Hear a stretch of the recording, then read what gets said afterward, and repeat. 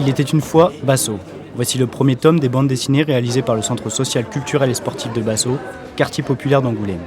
Comme tous les ans, cette bande de copains composée d'éducateurs et d'adolescents a travaillé avec dynamisme et sérieux sur un nouveau projet. Aujourd'hui, et pour la 9e année consécutive, ils viennent présenter leur travail aux amoureux de la bande dessinée au Festival d'Angoulême.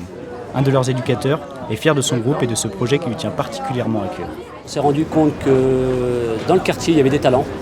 Il y avait plusieurs talents des dessinateurs.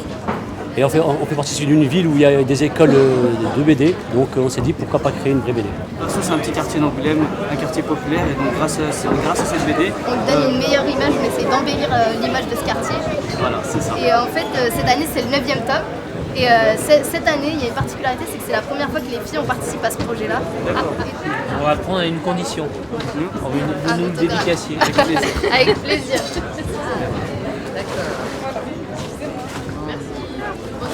Alors avec le temps, on s'est dit pourquoi pas améliorer le projet. On s'est dit pourquoi pas au festival faire connaître notre projet. C'est quand même le seul groupe jeune qui est représenté au niveau du festival.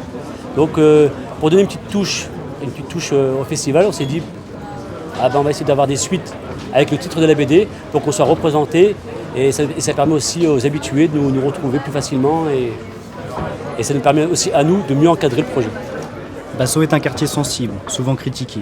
Cette bande dessinée est pour eux l'occasion de s'exprimer. Un projet, par ailleurs soutenu par la ville d'Angoulême. La démarche qui a été engagée à Basso par ce groupe, 30 jeunes, est exemplaire et exceptionnelle. Il n'y a pas d'équivalent en France ou ailleurs.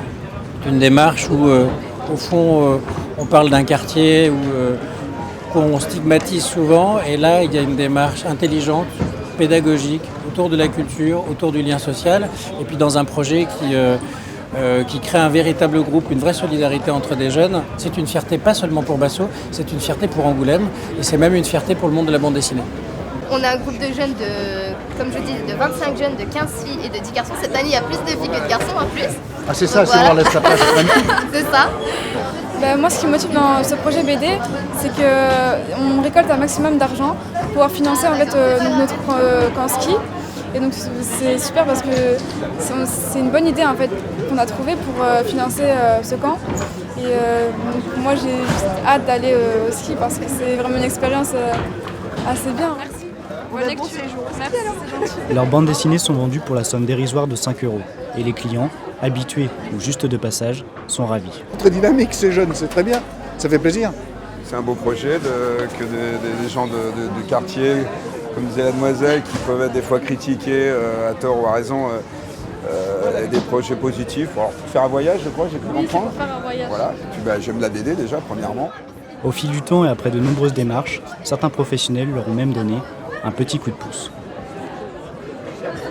Mais cette année, en fait, la particularité, c'est qu'on a été aidé par l'école d'art d'Angoulême. On a eu 7 élèves qui nous ont aidés pour les dessins, les couleurs. Ne vous inquiétez pas si vous les avez loupés.